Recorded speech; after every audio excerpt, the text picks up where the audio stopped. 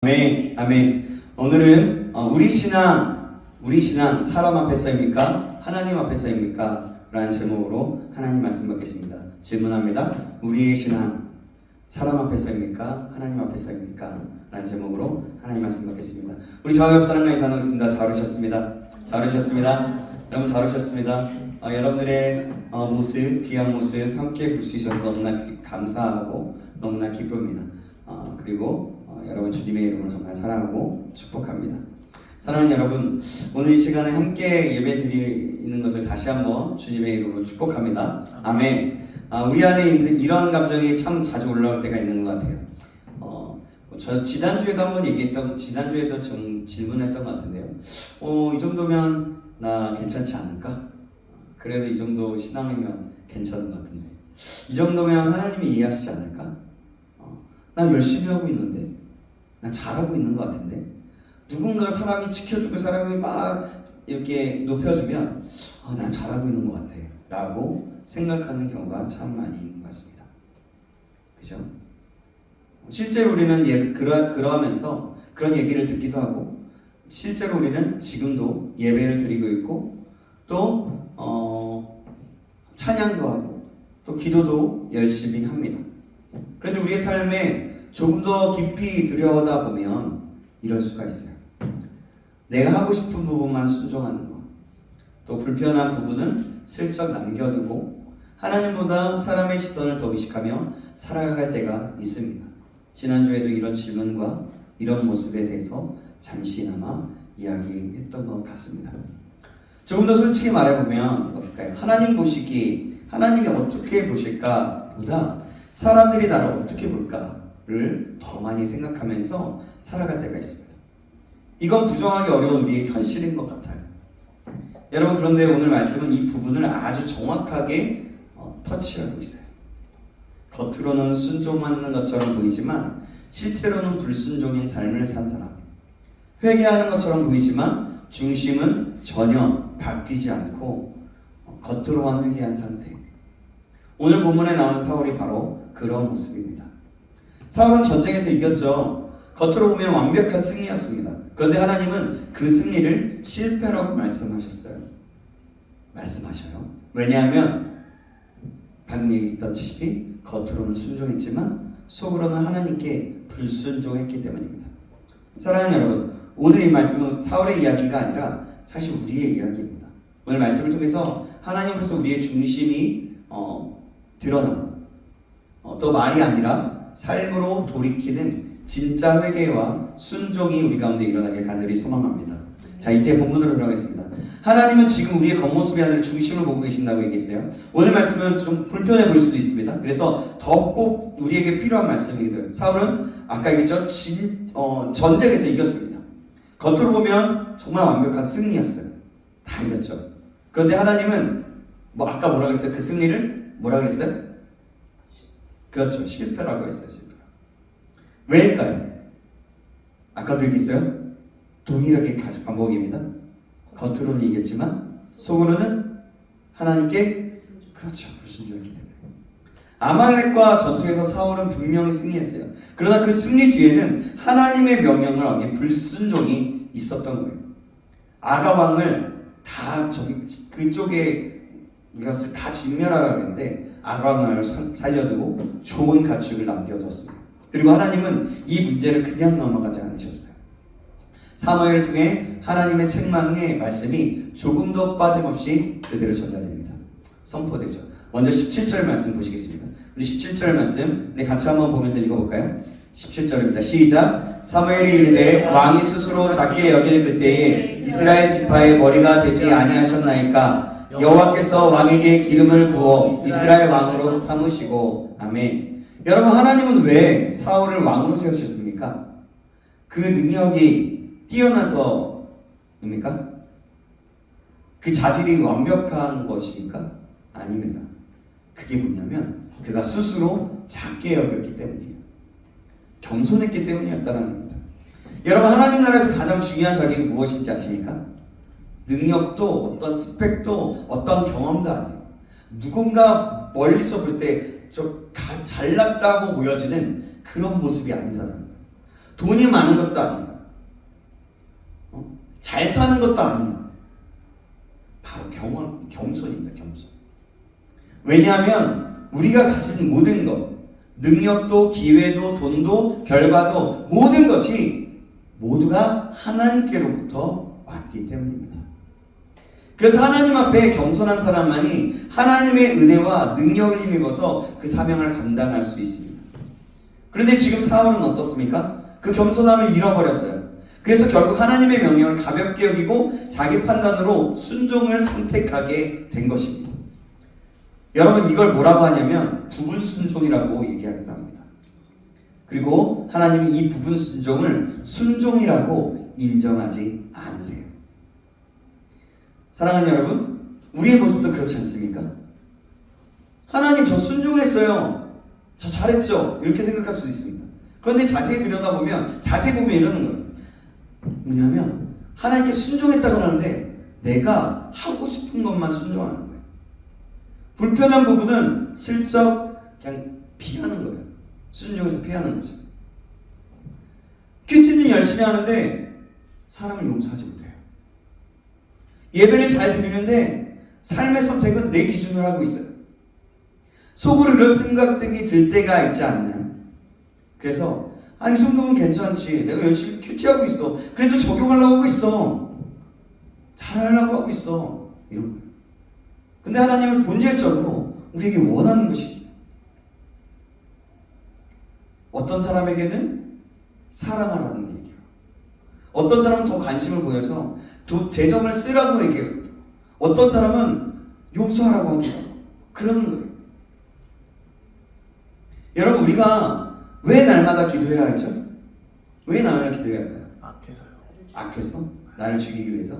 예, 뭐 다 맞습니다. 말하자면 겸손하기 위해서라고 볼 수 있어요. 기도 안 하는 이유가 뭔지 아십니까? 단순합니다. 바빠서가 아니에요. 악해서. 시간이 없어서도 아닙니다. 조금 솔직하게 말하면 이런 거예요. 겸손하지 않기 때문에. 이 정도는 내가 할 수 있어. 이 정도는 내가 해야지. 내가 알아서 할게. 이건 내가 해야 되지 않습니까? 하는 거예요. 이 마음이 들어오면 기도는 자연스럽게 사라지게 되어 있어요. 그런데 현실은 어떻습니까? 우리 인생이 내 마음대로 되는 게 있나요? 없어요. 하나도 없어요. 그렇지 않습니까? 여러분, 로또 백날 사보십시오. 제가 장담합니다. 로또 예언합니다. 로또 당첨되지 않습니다. 기독교인에게는 그렇습니다. 로또 한번 사보세요. 계속 사보세요. 그러나 여러분 평생 그 소망을 두고 살다 보면 그게 우상이 될 수도 있고요.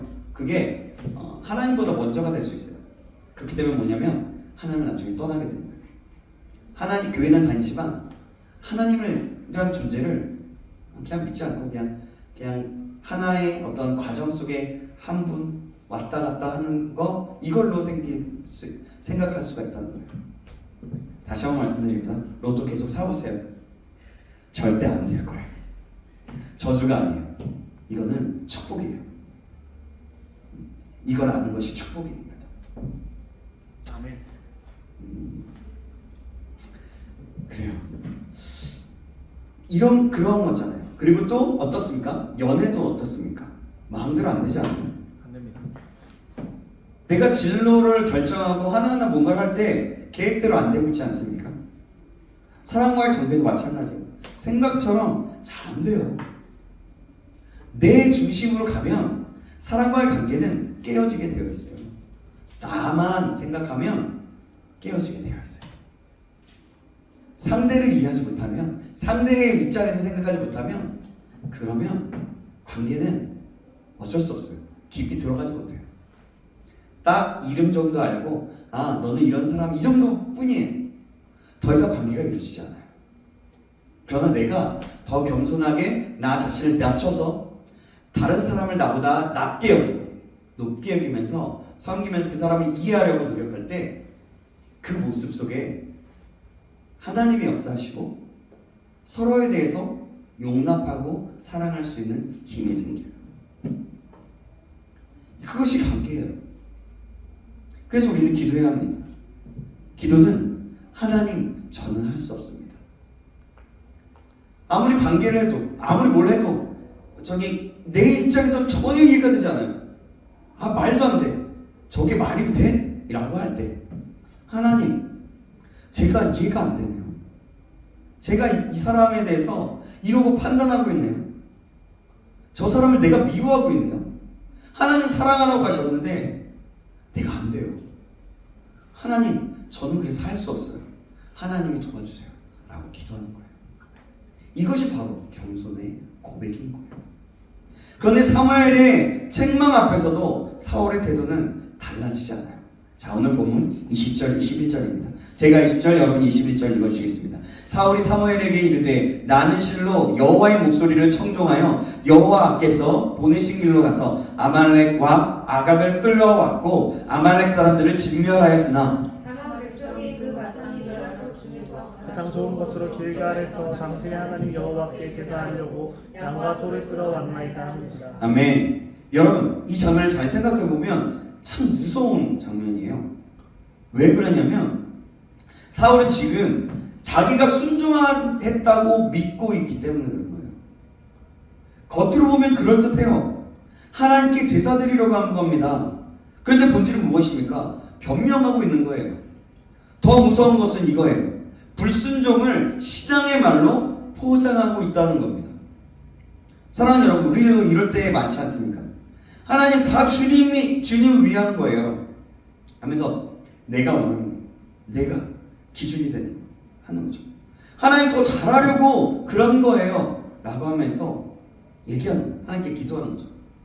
근데 이게 마치 신앙처럼 들리지만 그게 중심으로 보면 내 욕심과 내 기준과 내 선택으로 그것들을 선택하거나 내 기준으로 바라볼 때가 많다는 거죠. 이게 섞여 있는 경우가 너무나 많다는 거예요. 그리고 그런데 여러분, 우리 청년들 뿐만이 아니라 이거는 모두가 그래요. 한 사람도 빠짐없어요. 우리 크리스찬 모두가 그래요. 그래서 그것들 가지고 날마다 분별할 수 있도록 하나님 앞에 부르짖고 하나님께 소망을 두고 하나님께 나아가야 됩니다. 더 깨어 있을 때. 아멘. 그렇지 않으면 어느 순간 그렇게 믹스가 돼버려요. 섞여버려요. 우리의 신앙이 그런 경우가 너무나 많다는 거예요. 누구도 빠짐없이, 저도 마찬가지예요. 누구나 다. 모든 위대한, 성경에서 말하는 위대한 사람들도 마찬가지예요. 우리 믿음의 조상, 교부들, 그러니까 교회사의 교부들, 청교도들 다 마찬가지입니다. 자, 그리고 사울의 말 속에 더 중요한 한 가지가 드러나고 있어요. 지난주에 15절에서 말씀을 보았는데 그가 뭐라고 말하냐면 당신의 하나님이라고 말합니다. 여러분, 이게 무엇을 의미합니까? 저번 주에도 얘기했어요. 그의 마음속에 뭐냐면 하나님은 이미 나의 하나님이 아니라 남의 하나님, 당신의 하나님이 되었다는 거예요. 나와는 상관이 없어진 것이에요. 하나님과 관계가 무너졌다는 거예요.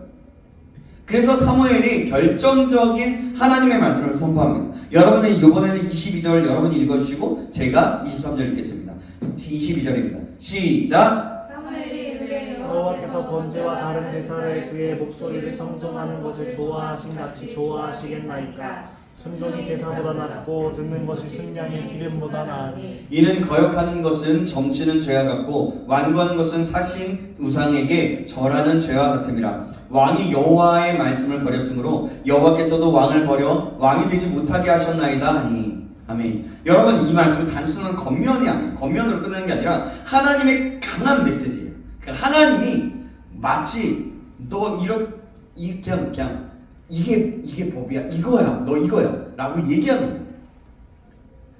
그래서 그런 거예요. 그러면서 뭐라고 얘기해요? 사울에게 이러는 거예요. 사왕이요, 순종이 제사보다 낫습니다. 듣는 것이 순양의 기름보다 낫습니다. 존댓말이었지만 하나님의 명령과 하나님의 말씀을 전합니다. 사랑하는 여러분, 하나님은 우리가 무엇을 드리느냐보다 우리가 어떻게 사느냐를 보세요. 하나님은 우리의 열심보다 우리의 순종을 보십니다. 사랑하는 여러분, 이 장면이 조금 더 긴장감 있게 흘러가게 돼요. 하나님의 책망을 들은 사울, 이제는 드디어 반응을 보이기 시작합니다. 24절 25절이에요. 24절. 제가 여러분이 25절 읽겠습니다. 사울이 사무엘에게 이르되 내가 범죄하였나이다. 내가 여호와의 명령과 당신의 말씀을 어긴 것은 내가 백성을 두려워하여 그들의 말을 청종하였음이니이다. 사울이 지금 내 죄를 사하고 나와 함께 돌아가서 나로 하여금 여호와께 경배하게 하소서 하니. 아멘. 여러분 이 장면만 보면 이제 사울이 회개하는구나 라고 생각해 볼 수 있어요. 그렇게 볼 수가 있어요. 근데 어떻게 이렇게 생각할 수 왜 그러냐면 죄를 인정하는 것 같아요. 그죠? 내가 범죄하였나이다. 그리고 두려워합니다. 용서도 구하고 있어요. 겉으로 보면 굉장히 그럴듯한 회개예요. 그런데 놀라운 일이 일어납니다. 사무엘이 이 회개를 받아들이지 않아요. 26절 제가 읽겠습니다. 잘 들어보세요. 사무엘이 사울에게 이르되 나는 왕과 함께 돌아가지 아니하리니 이는 왕이 여호와의 말씀을 버렸으므로 여호와께서 왕을 버려 이스라엘 왕이 되지 못하게 하셨음이니이다 하고. 아멘. 여러분 이건 단순한 거절이 아니에요. 사울이 지금 뭐라고 했습니까? 함께 가서 예배드리자. 함께 하나님 앞에 서자라고. 그런데 사무엘이 이렇게 얘기하는 거예요. 나는 함께 가지 않겠습니다. 이 말은 뭐냐면 그 예배 하나님이 받으시지 않으십니다. 그 회개 진짜 회개가 아닙니다 라는 의미인 거예요. 여기서 우리는 생각해보고 이런 질문을 하게 됩니다. 아니 하나님 회개하면 용서하는 분 아닙니까? 돌아오면 받아주시는 분 아닙니까? 이런 질문할 수 있어요. 맞습니다. 하나님 그런 분이에요. 그런데 왜 사울에게 이렇게까지 엄격하실까요? 장면을 조금 더 보겠습니다. 27절 말씀입니다. 27절 같이 한번 읽어보겠습니다. 시작. 사무엘이 가려고 돌아설 때에 사울이 그의 겉옷자락을 붙잡음에 찢어졌더라. 아멘. 여러분 이 장면 한번 상상해보세요. 사울이 지금 필사적으로 붙잡고 있어요. 겉옷이 찢어질 정도로 놓지 않습니다. 굉장히 절박해 보이는 장면 같아요. 그러니까 사무엘 선자님 가지 마세요. 저 좀 도와주세요. 저 아직 끝나면 안 됩니다. 저 이 상태로는 안 됩니다. 이 마음처럼 보이는 거예요. 근데 여러분 아무리 붙잡아도 이미 결정된 것이 있었어요. 뭐냐면 하나님의 결정이라는 거예요. 28절 29절 말씀입니다. 같이 제가 28절 여러분 29절 읽어주시겠습니다. 사무엘이 그에게 이르되 여호와께서 오늘 이스라엘 나라를 왕에게서 떼어 왕보다 나은 왕의 이웃에게 주셨나이다. 지금까지 거짓이나 변비함이 없으시니 그는 사람이 아니시므로 결국 변비하지 않으심이니이다. 아멘. 하나님이 말씀하십니다. 이제 끝났다. 굉장히 무서운 선언하는 것 같은 거예요. 하나님은 사람처럼 감정에 따라 뒤바뀌는 분이 아니다라는 거예요. 이미 내려진 판단은 되돌릴 수가 없었어요. 하나님이 결정하셨거든요. 사무엘은 더 이상 물러서지 않습니다. 단호하게 말합니다. 그리고 한마디로 정리하면서 이렇게 하는 거예요. 말하는 거예요. 사울아 당신이 이제 왕으로서 끝났습니다. 하나님이 당신을 버렸어요. 하나님께서 이미 버리기로 결정하셨고 더 이상 왕으로 인정하지 않으셨다. 여기서 우리의 마음이 굉장히 중요한 질문이 생기기도 해요. 여러분들은 모르겠어요. 여러분들 그런 질문이 나오는지. 저는 이런 질문이 생각나요. 하나님 그럼 사울 왜 이렇게까지 하십니까? 사울이 잘못을 그래도 인정하지 않아요? 회개하는 것처럼 보입니다. 하나님 원래 악한 죄인도 돌아오면 받아주시는 분이라고 했잖아요. 이런 생각하게 되는 거죠. 사랑하는 여러분, 여기서 우리가 반드시 짚고 넘어가야 할 것이 있습니다. 회개처럼 보이는 것과 진짜 회개는 다르다는 거예요. 우리도 이럴 때가 많지 않습니까? 문제가 생기면 하나님 제가 잘못했어요. 다시는 안 그럴게요. 그런데 그 다음 주에 어떻습니까? 또 반복되는 우리의 모습을 보게 됩니다. 근데 또 다시 와요. 하나님 이제 진짜입니다. 하나님 저를 용서해 주세요. 제가 잘못했어요. 근데 하루도 안 지나서 또 반복되는 죄악. 똑같이 반복되어지는 일상. 다람쥐가 쳇바퀴 돌듯이 그런 경우가 많지 않습니까? 여러분 이건 하나님이 모르셔서 안 받으시는 게 아니었다는 거예요. 하나님 중심을 보시기 때문입니다. 사울의 말을 잘 보세요. 그는 이렇게 말합니다. 내가 백성을 두려워하여 그들의 말을 들었습니다라는 거예요. 여러분 이게 무슨 말이냐면 회개 같지만 사실은 책임을 남에게 던지는 거예요. 백성들에게 돌리고 있는 겁니다. 상황을 핑계대고 있는 거예요. 여러분 이게 우리의 모습 혹시 아닙니까? 하나님 환경이 이래서요. 사람들이 다 그렇게 해요. 어쩔 수 없었어요. 저도 많이 그런 경우들이 종종 있는 것 같아요. 하지만 그때마다 깨닫게 하신 말씀을 아주 그냥 꽉 주시면 하나님 제가 잘못했습니다 이렇게 하기도 하죠. 근데 겉으로는 회개인데 속은 여전히 이 사울의 마음의 중심에 내 중심이 있다는 거예요. 그래서 하나님이 아셨다는 거죠. 이 회개가 관계를 돌이키는 회개가 아니라 상황을 모면하려는 반응이라는 것을 하나님이 이미 알았다는 거죠. 사랑하는 여러분, 하나님은 우리의 말이 아니라 우리의 중심을 보십니다. 눈물보다 태도를 보시고요, 고백보다 방향을 보시는 거예요. 하나님 내가 잘못했어요. 근데 하나님 보라고 하는데 회개하는데 이러는 거예요. 하나님 제가 잘못했습니다. 제가 잘못했습니다. 돌리지 않아요. 하나님 보지 않고 그냥 또 잘못했습니다. 그리고 앞으로 계속 가요. 이런.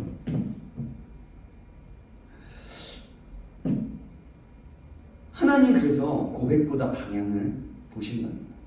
그래서 오늘 이 말씀은 우리에게 굉장한 중요한 겁니다. 그러면 우리가 한번 더 생각해 볼 필요가 있죠. 뭐냐면 나는 지금 하나님 앞에 회개할 때 진짜로 회개하고 있는가? 아니면 상황만 모면하려고 그냥 입으로만 고백하는 것은 아닌가? 그리고 나는 정말 하나님을 사랑하기에 하나님께 돌이키는가? 아니면 결과가 내가 벌받을 것 같고 내가 다칠 것 같고 그리고 아니면 내가 뭔가가 두려워서 그렇게 반응하는가? 이 질문 앞에 우리는 정직해야 합니다. 왜냐하면 하나님은 속지 않으시기 때문에. 사랑하는 여러분, 이제 사울의 모습이 더 분명하게 드러나는 장면입니다. 30분 남았네요.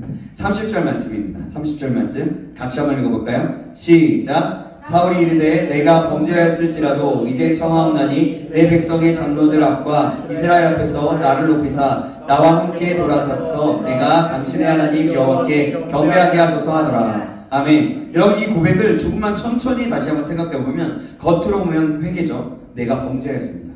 그랬을지라도 또 청하옵나니 내 백성 장로들 앞에서 하나님께 경배하겠습니다.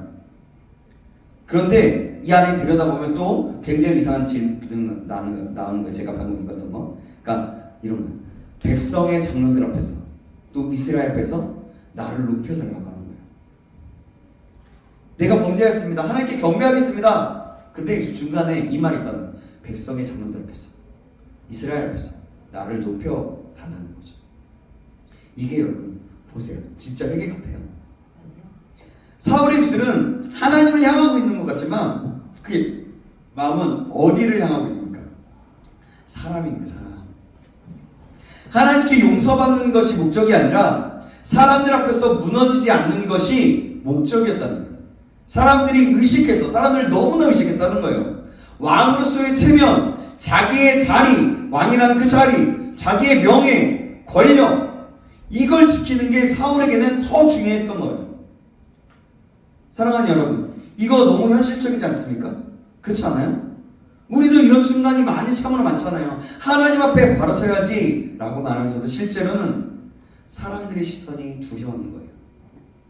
나를 어떻게 평가할까 두렵죠. 나의 이미지는 어떤 이미지일까 생각하는 거죠. 이걸 더 신경 쓰면서 살아갈 때가 너무나 많이 있다는 거예요. 조금 더 솔직하게 말해볼까요?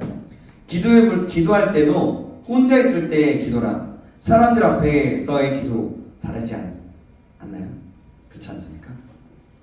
찬양도 혼자 있을 때보다 사람 있을 때 더 열심히 하게 될 때 더 많지 않아요? 여러분, 이게 뭐냐면요, 하나님 앞에서 신앙이 아니라 사람 앞에서의 신앙이라는 거예요. 사울은 지금 하나님께 인정받는 왕이 아니라 사람에게 인정받는 왕이 되기를 원하는 있습니다. 하나님의 높임받는 삶이 아니라 자기가 높아지는 삶을 선택한 거예요. 그래서 그는 지금 이 사무엘에게 매달리고 있는 겁니다. 당시 이스라엘은 어떤 국가였어요? 신정 국가예요. 하나님이 다스리시는 국가입니다. 왕이라고 할지라도 선지자 제사장의 권위는 절대적이었어요. 하나님을 대신하는 사람이기 때문에. 그러니까 사울은 지금 하나님을 붙잡고 있는 겁니다. 붙잡고 있는 것이 아닙니다. 뭐냐면 사무엘이라는 권위를 붙잡고 있는 거예요. 여러분, 이게 진짜 중요한 포인트입니다. 하나님을 의지하는 신앙을 이용하는 태도, 이건 완전히 다른 겁니다. 하나님을 의지하는 신앙이랑 신앙을 이용하는 태도. 사울은 지금 자기의 자리를 지키기 위해서 신앙을 이용하고 있어요. 이용해 먹고 있는 거죠. 결국 무엇입니까? 그의 회개는 진짜가 아니라 가짜라는 거예요. 그가 말하는 용서도, 그가 드리겠다는 예배도 모두 사람들을 의식한 행동이었고 겉모양일 뿐인 그런 반응일 뿐이라는 거예요. 좀 너무 강하게 얘기합니까? 근데 그게 맞아요. 그래서 하나님은 이미 그의 중심을 아시고 그 회개를 받지 않으시는 겁니다. 사랑하는 여러분, 우리도 동일합니다. 우리는 하나님보다 사람을 더 의식할 때가 얼마나 많아요. 체면을 지키기 위해, 이미지를 유지하기 위해, 인정받기 위해, 인정. 우리는 너무 쉽게 사람 앞에서 어떻게 인정받을까, 나를 어떻게 볼까, 너무나 의식하는 경우가 너무나 많다는 거예요. 그런데 여러분, 반드시 기억해야 합니다. 신앙은 사람 앞의 문제가 아니라 하나님 앞에서 문제인 거예요. 하나님 앞에서 나는 어떤 사람인가가 중요한 겁니다. 이제 장면이 마지막으로 넘어갑니다. 32절 이하에 보면 사무엘이 직접 아각 왕을 처형하게 됩니다. 여기서 중요한 포인트 하나가 있어요. 성경을 자세히 보면 아각을 죽이는 순간에 사울의 반응이 기록되어 있지 않아요. 여러분, 이건 그냥 지나갈 부분이 아닙니다. 왜 기록이 없을까요? 이건 말하지 않아도 너무나 분명하기 때문입니다. 아각을 살려둔 것이 자신의 죄라고 판결을 받았다면 정상적인 반응은 무엇일까요? 왜냐하면 아각을 죽이라고 했거든요. 얘기했죠. 지난주에 말씀 기억하면 나와요. 근데 뭐냐면 정상적인 반응은 뭐냐면 내가 먼저 나서야 하는 거예요. 내가 만약에 자신의 죄를 판결받았다면 그럼 제가 죄인이니 제가 해야 될 거 하겠습니다 하는 거죠. 내가 그 죄를 끊어야 하는 거예요. 그게 진짜 책임인 거예요. 그게 진짜 회개라는 거죠. 그런데 사울은 어떻게 합니까? 끝까지 아무 말도 하지 않아요. 아무것도 하지 않습니다. 그냥 침묵합니다. 여러분, 이 침묵이 사울의 상태를 그대로 보여주는 거예요. 죄는 인정하지만 죄를 끊지는 않는 상태. 그냥 죄는 인정하는 거죠. 여러분, 근데 이거 여러분 우리의 모습과 굉장히 비슷하다는 거예요. 우리 모습 아니에요? 혹시? 아니라고 생각하는 분도 계실 수도 있겠어요. 근데 우리 자신을 내면 아주 깊숙이 하나님 앞에서 보자는 거예요. 이거 죄인 거 알아요. 내가 죄를 짓는데 죄인 거 알아요. 이거 그리고 이 죄의 문제가 있을 때 끊어야 되는 거 알아요. 근데 끊어야 되는데 죄인데 이걸 계속 보고 있는 거예요. 좋아서 멀리서 이렇게 바라보거나, 그리고 내가 그것을 끊어버리는 것을 미루고 있는 거예요. 계속. 그리고 합리화하는 거죠. 이게 너무 세, 이게 너무 좋아 보여. 합리화. 여러분, 참된 회개는 근데요 말로 끝나지 않습니다. 진짜 회개는 반드시 방향이 바뀌게 되어 있어요. 행동이 바뀌게 되어 있어요. 죄를 끊어내는 결단으로 나타나게 되어 있다는 거예요. 실제로 겉으로 드러나게 되어 있다는 거죠. 물론 우리의 근본적인 죄의 문제는 바로 예수 그리스도께서 십자가에서 이미 다 해결을 하셨습니다. 그래서 우리는 정죄받지 않습니다. 그런데 그렇다고 해서 아무렇게나 살아도 된다는 의미가 아니다라는 거예요. 오히려 그 반대로 용서받았기 때문에 이제는 다르게 살아야 한다는 겁니다. 죄를 붙들고 사는 것이 아니라 죄를 끊어내며 살아야 한다는 겁니다. 그것이 복음을 믿는 사람의 삶인 거예요.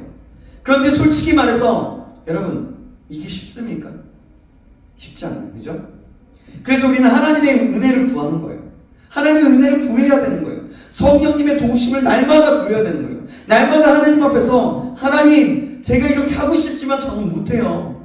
제가 연약합니다. 저 좀 도와주세요. 하나님이 도와주지 않으면 할 수가 없네요. 하나님. 그걸 그냥 인정하는 거예요. 그리고 하나님 앞에 기도하는 거죠. 이 고백으로 힘을 공급받아야 한다는 겁니다. 그것서부터 시작이라는 거예요. 왜냐하면 내 입으로는 안 되기 때문에. 그래서 우리는 하나님 앞에 나아가는 사람이어야 한다는 겁니다. 그런데 오늘 본문의 사울은 어떻습니까? 그는 하나님 앞에서 서고 싶은 사람이 아니었어요. 오히려 사람들 앞에서 서고 싶은 사람, 사람들을 의식하는 사람이었습니다. 하나님 앞에서 자신을 낮추기보다 사람들 앞에서 자신을 높이고 싶어하는 사람, 자기의 재능, 자기의 능력, 자기의 성취, 이걸 드러내고 싶은 교만으로 가득 찬 사람이라는 겁니다. 그래서 결국 어떻게 됩니까? 사무엘은 그를 다시 찾지 않습니다. 이건 단순한 관계 단절이 아니에요. 여러분, 하나님과의 관계가 끊어진 사람의 모습입니다. 회개의 기회를 스스로 저버린 사람의 모습입니다. 이 비극적인 마지막 모습이 여기서 드러나고 있는 겁니다. 사랑하는 여러분, 그래서 본문은 이렇게 마무리됩니다. 35절 말씀 같이 한번 읽어보겠습니다. 시작. 사무엘이 죽는 날까지 사울을 다시 가서 보지 아니하였으니 이는 그가 사울을 위하여 슬퍼함이었고 여호와께서는 사울을 이스라엘 왕으로 삼으신 것을 후회하셨더라. 아멘. 여러분, 이 장면이 참으로 아픕니다. 마음 아프게 보게 되는 거예요. 사무엘은 더 이상 사울을 찾지 않습니다. 찾아가지 않아요. 완전히 관계가 끊어진 것처럼 보입니다. 그런데 성경은 이렇게 말합니다. 사울을 위하여 슬퍼했다. 이건 여러분, 이 모습이 냉정하게 끊었다는 얘기가 아니라는 거예요. 한 선지자, 한 영혼을 보면서, 사울의 영혼을 보면서 그 선지자 사무엘이 눈물을 흘립니다. 하나님의 마음, 그것이 하나님 아버지의 마음으로 함께 표현됐다는 거죠. 이게 하나님의 아버지의 마음이에요. 하나님이 세우신 사람이 하나님을 떠나서 점점 무너져 가는 모습을 보시는 그 마음이 여러분 얼마나 안타까우셨을까요? 얼마나 마음이 아파하셨을까요? 그래서 하나님은 말씀하시는 거예요. 사울을 왕으로 세운 것을 후회한다는 거죠. 사랑하는 여러분, 이 말씀은 여러분, 이 사울의 이야기는 단순한 어떤 성경의 이야기, 단순한 과거의 이야기가 아닙니다. 지금 우리에게 주시는 경고와 같은 말씀인 거예요. 잠언 29장 25절 말씀에 이렇게 말씀합니다. 사람을 두려워하면 올무에 걸리게 되거니와 여호와를 의지하는 자는 안전하리라. 아멘. 여러분, 사울의 인생을 한 문장으로 정리하면 이겁니다. 사람을 두려워하다가 무너진 인생이라는 거예요. 그는 사람을 의식했습니다. 사람의 시선을 따라 살았습니다. 사람의 인정을 붙들고 살았습니다. 그 결과 무엇입니까? 올무에 걸리게 되었죠. 결국 왕에서 폐위가 되고 하나님 앞에 어떻게 보면 버려진 사람이 되어버려요. 사랑하는 여러분, 이건 여러분 근데 사울의 이야기, 성경의 이야기만이 아니라는 거예요. 바로 이 성경이 말씀하고 있는 것은 지금 우리에게 말씀하고 있는, 살아서 있는 레마의 말씀인 우리의 이야기라는 거예요. 우리는 얼마나 자주 사람을 의식하며 살아갑니까? 계속해서 반복해서 얘기하죠. 이 사람을 어떻게 볼까? 효범이가 나를 보면 어떻게 볼까? 내 이미지 괜찮을까? 우리 윤송이가 나를 보는 모습이 좀 어느 때는 좀 사랑으로 보는 것 같은데 어느 때는 좀 이렇게 좀 가끔씩 째려보기도 하고 그냥 농담이에요. 하는 얘기예요. 네. 그렇죠. 그래서 이런 것들 있잖아요. 그리고 또 인정받고 싶은 거. 그래서 대묻는 거죠. 그리고 내가 오픈하는 게 부담스럽다라고 생각하는 것이 굉장히 사람들을 의식하는 외식적인 모습인 거란 거죠. 이 마음에 붙들려서 선택이 흔들리고 기준이 무너질 때가 얼마나 많습니까? 여러분, 우리는 분명히 알아야 합니다. 하나님보다 사람을 더 의식하면 그 사람이 결국 나의 올무가 된다는 겁니다. 사람의 인정에 묶이고 사람의 시선에 끌려다니고 사람의 평가에 흔들리는 삶, 그게 바로 사울의 인생이었어요. 그러나 반대로 하나님을 두려워하고 하나님을 의지하는 삶은 완전히 다른 삶입니다. 사람이 나를 인정해주지 않아도 괜찮아요. 사람이 나를 오해해도 괜찮아요. 나를 욕하고 손가락질해도 괜찮아요. 왜냐하면 하나님께서 하시기 때문에, 하나님께서 나를 붙드시기 때문입니다. 하나님께서 나를 책임지시기 때문입니다. 그걸 알기 때문에 그래요. 사랑하는 여러분, 우리는 그래서 이제는 선택해야 되는 거예요. 이제는이 아니라 우리는 선택의 연속의 삶 속에서 날마다 선택해야 되는 거예요. 사람 앞에서 인정받는 삶을 살 것인가, 아니면 하나님 앞에서 인정받는 삶을 살 것인가. 사람의 시선을 따라 살 것인가? 하나님의 시선을 의식하며 살 것인가? 이건 신앙의 문제가 아니라 인생의 방향의 문제인 거예요. 어떻게 보면 정체성의 문제일 수도 있겠어요. 오늘 이 말씀을 들으면서 우리 안에 떠오르는 한 가지가 있을 겁니다. 내가 붙들고 있는 죄, 내가 미루고 있는 순종, 내가 내려놓지 못하고 있는 영역들. 여러분 그거 아십니까? 그걸 끊는 순간이 진짜 회개가 시작되는 순간이라는 것을. 그래서 오늘 우리가 해야 할 결단은 거창하지 않습니다. 하나님, 사람이 아니라 하나님 앞에서 살게 하여 주시옵소서. 네, 그렇게 살고 싶습니다. 하나님, 말로만 회개하는 것이 아니라 진짜로 돌이키겠습니다.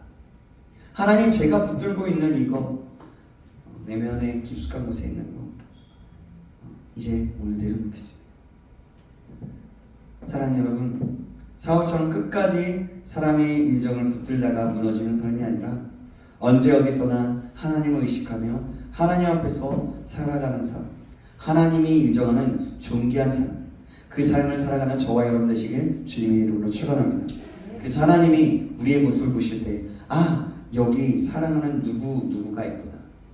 아, 나를 사랑하고 내 말을 따르고 내가 너무나 존귀 여기는 자, 우리 김동환이가 있구나. 우리 김기쁨이가 있구나. 우리 김슬기가 있구나. 김경호가 있구나. 전현선이 있구나. 김사랑이 있구나. 박효범이 있구나. 우리 한송이가 있구나. 너의 믿음이, 너의 순종이 나를 의식하는 너의 삶을 볼 때 내가 너무 행복하구나. 이렇게 보시고 말씀하게 되는 역사가 있기를 주님의 이름으로 축원합니다. 기도하겠습니다. 사랑의 하나님 아버지, 오늘 말씀을 통해 우리의 중심을 비춰주시니 감사합니다. 주님, 우리가 순종한다고 말하면서도 내 기준대로 선택했던 모습들을 내려놓습니다. 회개한다고 말하면서도 여전히 죄를 붙들고 있었던 우리의 연약함을 고백합니다. 하나님, 사람의 시선을 따라 살았던 삶이 아니라, 그런 삶이 아니라 이제 하나님 앞에서 정말 하나님 앞에서 하나님을 경외하고 진정한 그 하나님 앞에서의 삶을 살아가게 하여 주시옵소서. 어떤 사람의 인정보다도, 사람의 어떠한 판단보다도 하나님의 인정을 구하게 하시고 정말 하나님을 경외하는 삶을 살아가게 하여 주시옵소서. 그래서 말로만이 아니라 아버지 삶으로 돌이키고 진짜 회개가 나타낼 수 있도록 다시 한번 이끌어 주시고 붙잡아 주시옵소서.